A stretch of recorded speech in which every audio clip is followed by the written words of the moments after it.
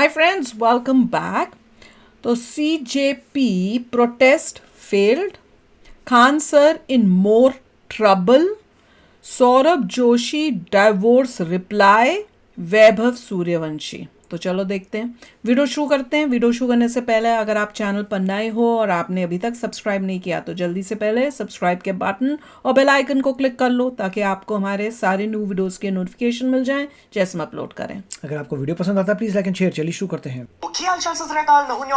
आज हम लोग बात करने वाले हैं अंजना ओम कश्यप एंड खान सर के बारे में। तो क्या अंजना ओम कश्यप ने खान सर एंड बाकी ऑनलाइन टीचर्स के खिलाफ लीगल एक्शन ले लिया है? भैया आप लोगों को पता ही होगा यार, रिसेंटली बहुत बड़ा कंट्रोवर्सी हुआ था, बट अब ये चीज और भी ज्यादा सीरियस हो गया है क्योंकि रिपोर्टेडली अंजना ओम कश्यप ने खान सर एंड बाकी एजुकेटर्स के खिलाफ 2 करोड़ का डेफेमेशन केस फाइल कर दिया है। रिपोर्ट्स के इन्होंने जैसे हमने उस वीडियो के का देखा था जिसमें खान ने इतना कुछ बोला था, तभी इन्होंने बोल दिया था इसके ऊपर तो डेफेमेशन का केस हो सकता है और वही हो गया।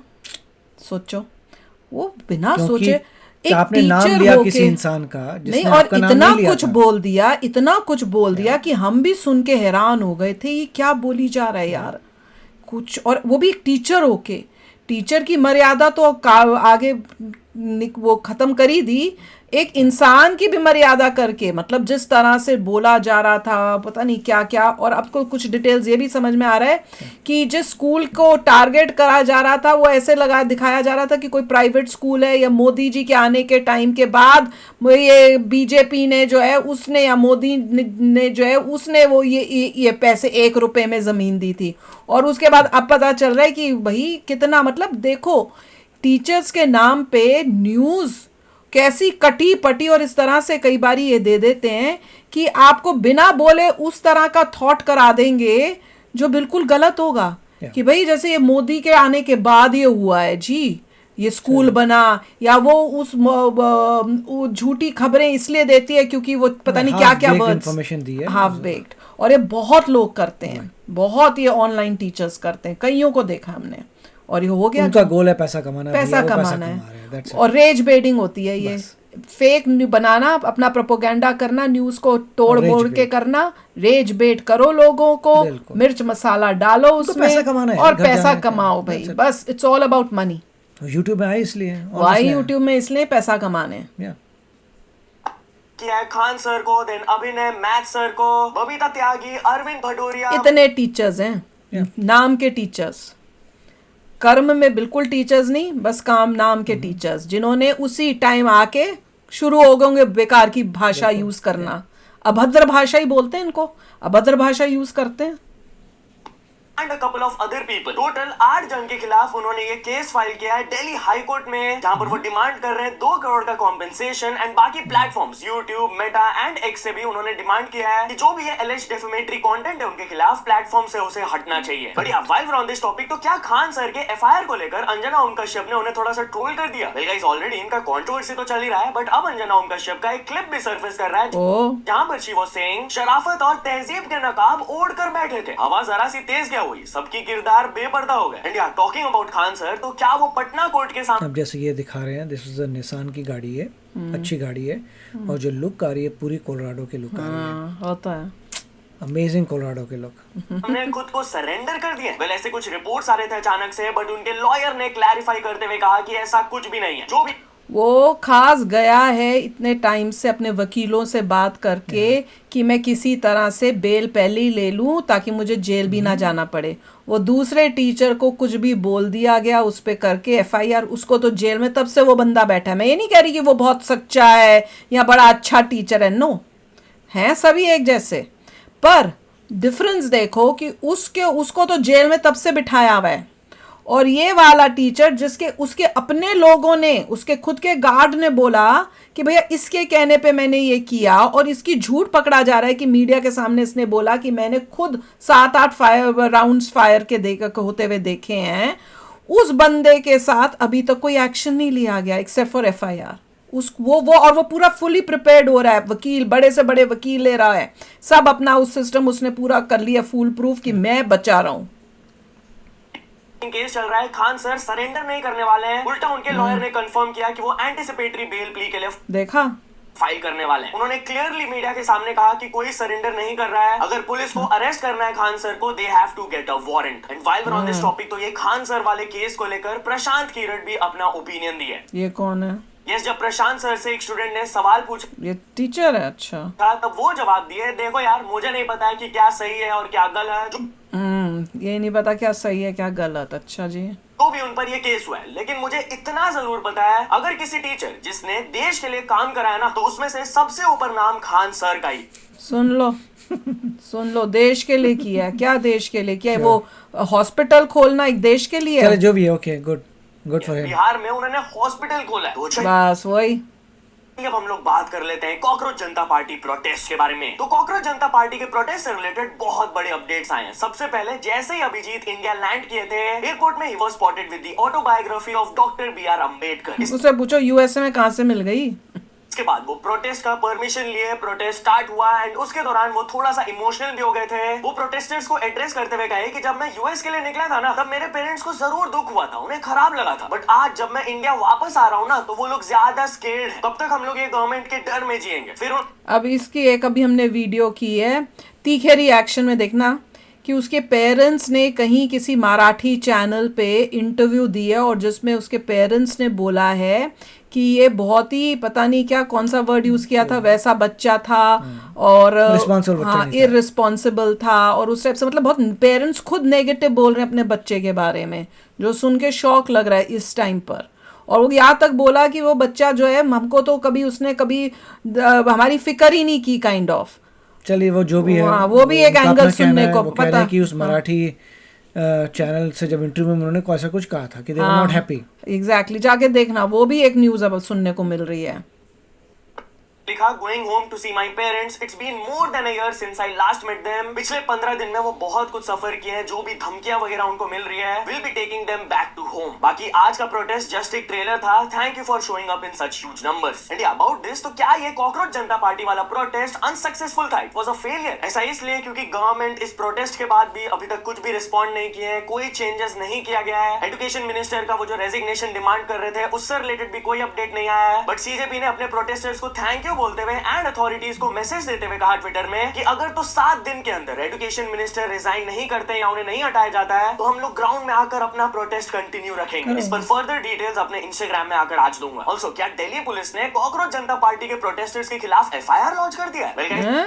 जैसे कुछ रूमर्स फैल रहे थे एंड जैसे ही दिल्ली पुलिस तक ये इन्फॉर्मेशन पहुंचा, उन्होंने पूरा क्लैरिफिकेशन देते हुए कहा कि ऐसा कुछ भी नहीं है। देखा, दिल्ली पुलिस ने कोई भी एफआईआर रजिस्टर नहीं तभी होएगी अगर उन्होंने कोई लॉ ब्रेक किया होगा या कुछ किया होगा। अगर नहीं किया तो वो क्यों करेंगे? नहीं किया अगेंस्ट दी प्रोटेस्टर्स। ऐसे अनवेरिफाइड इन्फॉर्मेशन को मत मानिए। कुछ अनएक्सपेक्टेड मोमेंट्स भी है प्रोटेस्ट से देखने को मिले थे, जैसे कि एक पर्सन ने कैरी मिनाटी के लुक अलाइक को स्पॉट किया था। पहले क्लिप देख लो, देन मैं आप लोग को उनका रिएक्शन दिखाऊंगा।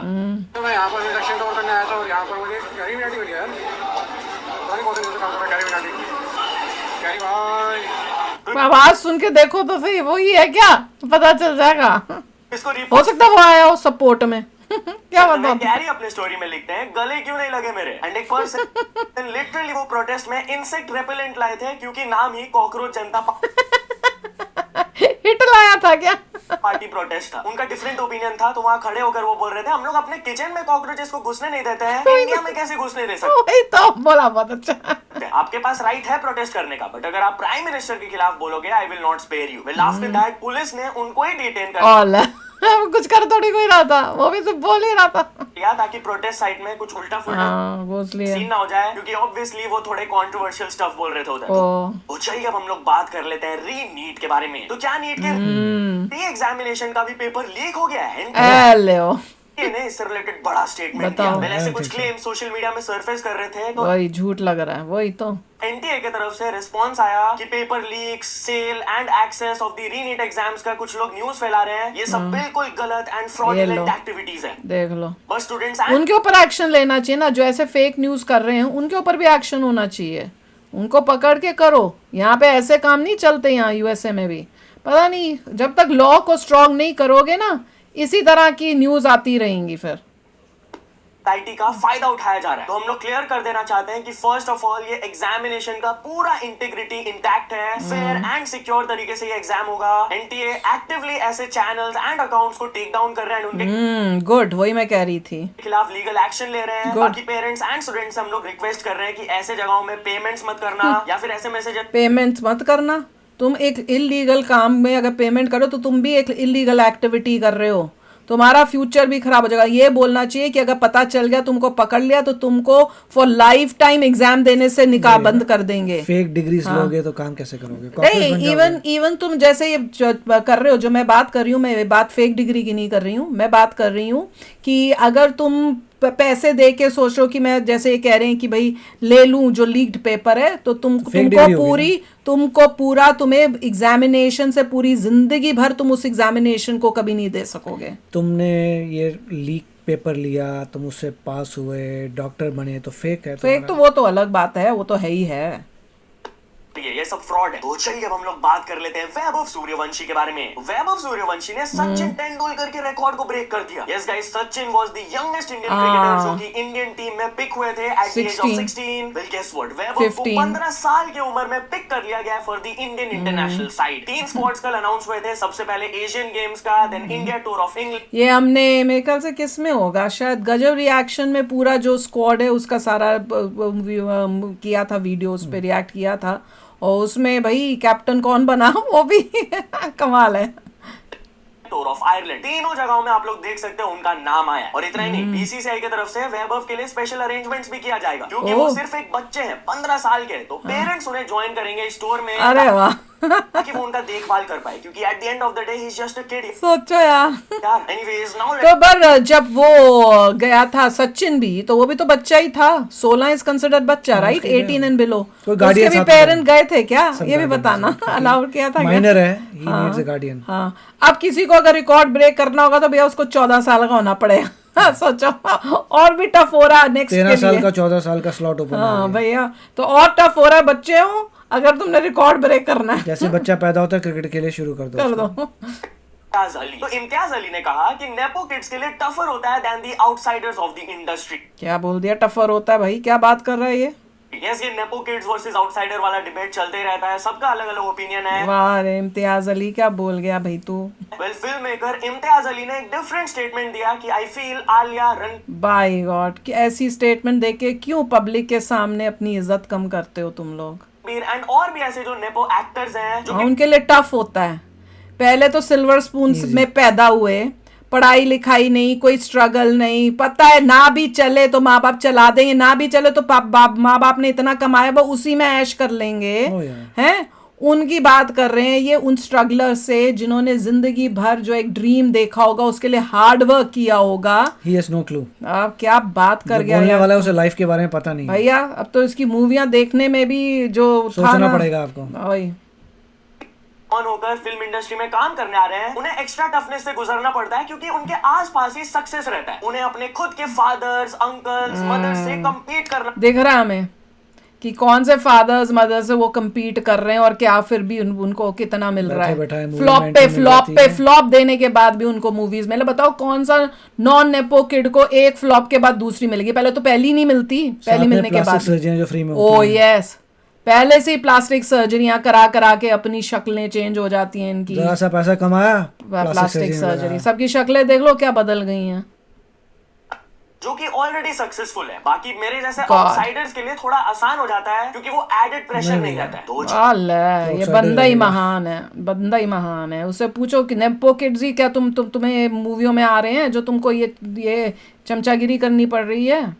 कुछ तो सोच के बोलो। लेते हैं सौरभ जोशी के बारे में। तो फाइनली सौरभ जोशी ने अपनी वाइफ अवंतिका के डिवोर्स रूमर्स पर अपना रिप्लाई दिया। ये एक और अभी शादी हुई है, डिवोर्स रूमर्स फेंक रहे लोग बस, और व्यूज बटोरो। यस, लास्ट फ्यू व्लॉग से अवंतिका फीचर ही नहीं कर रहे हैं। ऑडियंस सवाल पूछने लगे कि वो कहाँ गई, कुछ दिक्कत हो गया क्या, डिवोर्स रूमर्स भी फैलने लगे। वेल, इस चीज पर उसने चाहे इसीलिए नहीं किया हो कि भैया थोड़े व्यूज अलग से कर दूं, नहीं करूंगा ये बात फैलेगी, मुझे फिर व्यूज मिलेंगे, ये भी हो सकता है, हु नोस। रिस्पॉन्ड करते हुए फाइनली आज सौरभ ने उनको अपने व्लॉग में फीचर करते हुए ये क्लैरिफिकेशन दिया। काला महीना है, काले महीने में पति की हो सकता है अपनी माँ के घर गई हो, अपने पेरेंट्स के घर गई हुई हो, कुछ भी हो सकता है, बीमार हो। शक्ल नहीं देखते इसलिए गई थी। क्या? हाँ, पता है जी। हाँ गाइस, ये रीजन था जाने का, इतने दिनों के लिए गायब होने का, क्योंकि वो हमारे यहाँ ये सब चीज बहुत चलती है ना कि सांस की आग फूट जाती है, सांस से नहीं मिलना होता, पति से नहीं मिलना होता, पति की शक्ल नहीं देखनी होती है। तो तेरे तो शक्ल भी नहीं देखी, ब्लॉग भी नहीं देखा, कुछ नहीं देखा भाई। सोचो, तो मैंने बता दिया हाँ आप कहाँ गायब थे दिनों से, जो लोग बहुत कुछ बोल रहे थे, तो मैंने सब क्लियर कर दिया। तो चलिए कहाँ गया था मुझे पता ही नहीं था। बात कर लेते हैं Anyway, बहुत I he don't care. disturbing incident के बारे में। तो 49 लोगों की जान चली गई जब बीच सहारा डेजर्ट में उनका ट्रक का ब्रेकडाउन हो गया था and they couldn't survive without water. Yes, 49 days वहां पे फंसे रहे। ये क्या फंडा है, किसी को कांटेक्ट नहीं कर सकते थे? 50 से भी ज्यादा लोग सहारा डेजर्ट के बीच में फंस गए थे जब वो सहारा डेजर्ट के एक रिमोट एरिया से पास कर रहे थे while they were returning from a festival. उनका ट्रक का ब्रेकडाउन हो गया, आसपास पानी भी नहीं था, जैसे तैसे दो लोग जो सर्वाइव किए थे हैं अफ्रीका में बोल रहे हैं कि मुझे लगा साउथ मिडिल ईस्ट की कोई कंट्री बोल रहे हैं। Sahara desert in Africa. Oh Sahara desert बोल रहे हैं। 50 किलोमीटर उन कंडीशंस में वॉक किए। लकीली उन्हें वाटर सोर्स मिल गया था, जिसके बाद वो अथॉरिटीज को जाकर अलर्ट किए कि हम लोग का एक पूरा ग्रुप था एंड उसके बाद एवरीवन वाज फाउंड। तो चलिए अब हम लोग बात कर लेते हैं एक वुमेन के बहुत ही भयंकर क्या कर डेथ होगी कि बच गए, मैं तो समझ नहीं स्कैम आई। के बारे में। तो अफ्रीका ब्राजील माली की का। 37 ईयर ओल्ड वुमेन को अरेस्ट कर लिया गया क्योंकि वो लिटरली प्रिटेंड कर रही थी as a 12 year old girl to get adopted. Yes, ये वियर्ड हैं केस ब्राजील के एक चर्च से स्टार्ट हुआ जहां पर ये वुमेन क्लेम कर रही थी कि मैं एक बच्ची हूं एंड मैं अपने अब्यूजिव घर से भाग कर आई हूं। वो सबसे पहले पास्टर का ट्रस्ट सक्सेसफुली गेन की थी, उन्हें फाइनेंशियली हेल्प मिला एंड फिर एक लोकल फैमिली उन्हें अडॉप्ट भी कर लिए थे। इवेंचुअली पता अडॉप्ट भी कर लिया उसे। चला कि वो 12 साल की नहीं 37 ईयर ओल्ड वुमेन है बाय गॉड। एंड पास्ट में भी जब उनका हिस्ट्री निकाला गया तो वो ऐसे स्कैम्स की हुई थी। बाय गॉड, लास्ट क्या वाला थोड़ा क्या अजीब था क्योंकि हाँ, ये इतना आगे अजीब। ब्लाइंड। हाँ, का दिखता नहीं है। डज शी दिखता लुक नहीं लाइक, वो तो फोटो में ही लग रहा था कि क्या वो लग रही है एक 11 साल की बच्ची।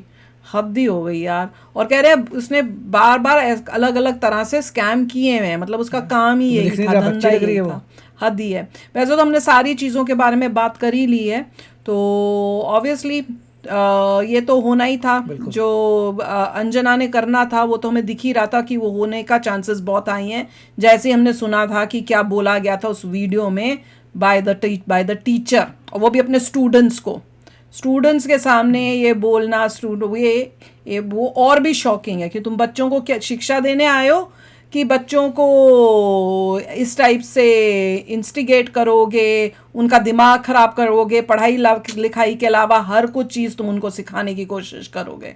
तो चलो यार, आप भी शेयर करना अपने थॉट्स। चलते हैं, मिलेंगे नेक्स्ट वीडियो में बहुत ही जल्द। Till then take care and bye bye.